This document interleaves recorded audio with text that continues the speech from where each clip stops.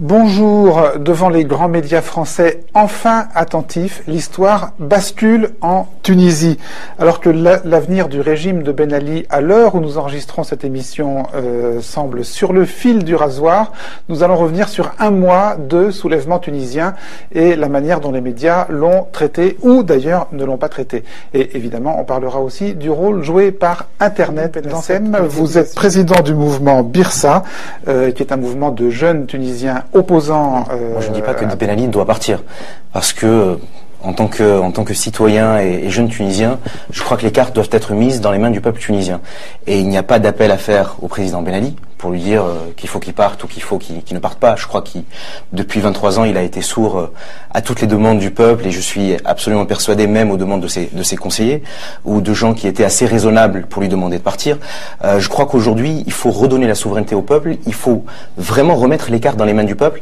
Au-delà de la formule, ça veut dire quoi? Ça veut dire organiser quoi? Une élection présidentielle, des législatives? Faut faire un référendum? Faut faire quoi? Redonner la parole au peuple? C'est-à-dire que là, on est dans une position. Ben Ali est un boxeur qui a été un tout petit peu surpris, qui est dans les cordes et qui est sonné. Bon. Et comme tout boxeur, il cherche à gagner un tout petit peu de temps, et il nous refait exactement comme vous avez dit. Et vous le lui accordez alors? Ah non, absolument pas. Ah non. Nous, on n'appelle pas Ben Ali à partir, on appelle le peuple, et dont je fais partie, à chasser le président Ben Ali. Ah, c'est vraiment très différent. D'accord, c'est absolument différent. Non, c'est plus clair comme ça. Oui, mais non, je vous avais mal compris au début. Voilà, c'est-à-dire que il y a rien à demander à un tyran. Il faut demander à un peuple. Quand vous me dites qu'est-ce qu'il faut faire maintenant, je pense qu'il faut parler, si vous voulez, de façon à faire un vrai contrat social. Si vous me permettez, d'un trait, mais c'est vraiment important. C'est que quand Bourguiba est venu en 56. Il a fait un contrat social tout seul avec le peuple. C'est-à-dire qu'il a décidé, il a dit je décide tout ça pour les Tunisiens. C'était des mesures progressistes, certes, mais qui n'ont jamais été prises dans la concertation.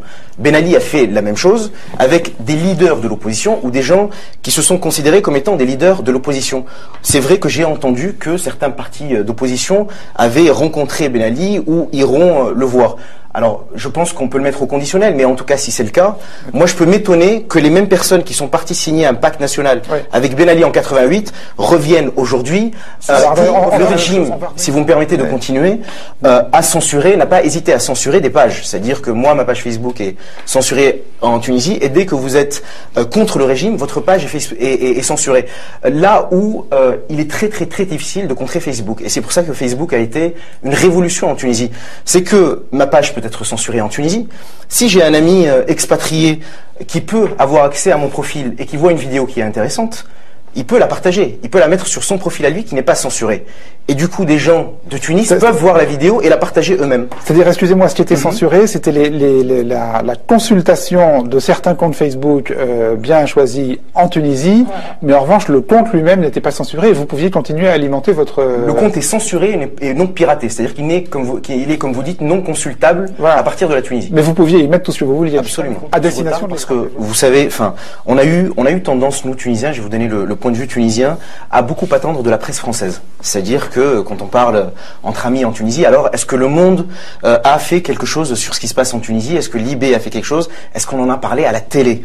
Et il y avait ce sentiment, un genre de fatalisme qui voulait dire qu'on peut nous rien faire sur place et que les médias français et étrangers, et surtout français, se chargeront de communiquer sur ce qui se passe chez nous.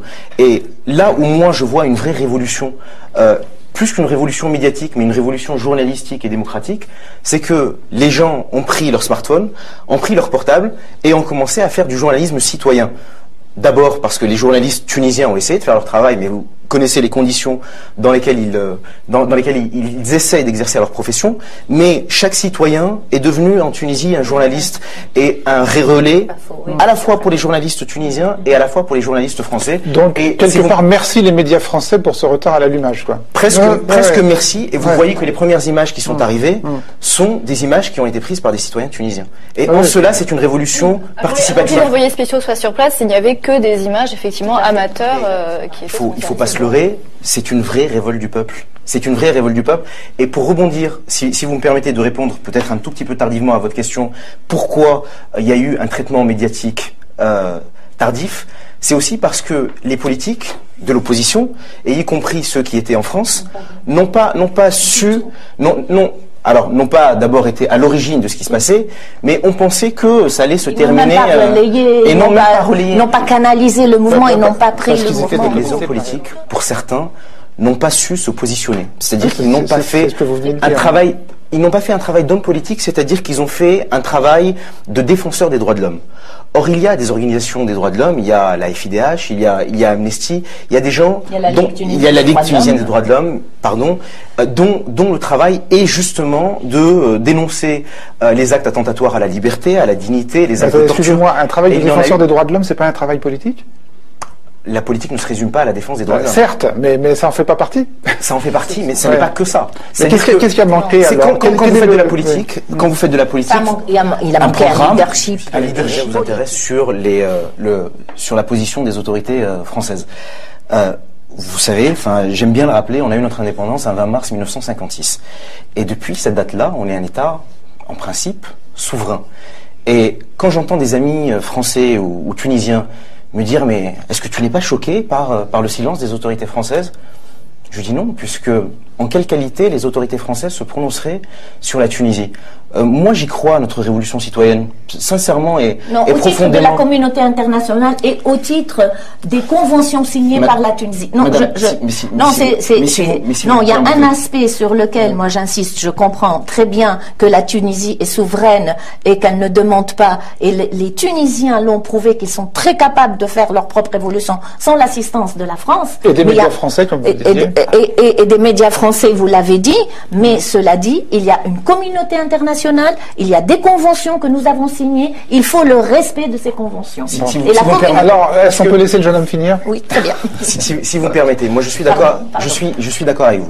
Je crois qu'en Tunisie, on a vraiment besoin d'une révolution. Alors je sais que le terme est fort, mais c'est aussi une révolution des consciences, une révolution citoyenne qui est menée par les citoyens. On a besoin d'un mythe collectif fondateur. Et pour avoir si vous voulez, cette fondation d'une nouvelle République tunisienne, je crois qu'on a réussi à organiser nos propres émeutes, nos propres manifestations, notre propre couverture médiatique.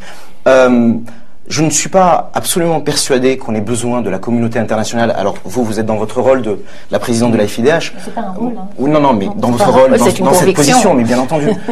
Ça aide en général. Bien entendu. La communauté internationale. Je sais. Mais, c'est-à-dire, avant d'attendre qu'on fasse les choses pour nous, faisons-les nous-mêmes. Et puis, pour vous répondre sur la question de l'armée, il y a eu un moment où beaucoup de Tunisiens ont appelé l'armée à prendre le pouvoir pour le peuple. Et si vous voulez, moi je suis totalement opposé à cette idée, parce qu'on a toujours attendu en Tunisie un homme providentiel, un nouveau prophète. Il faut bien entendu que l'armée se range du côté du peuple, comme les forces de l'ordre. Mais ce n'est pas l'armée qui doit prendre le pouvoir, c'est le peuple.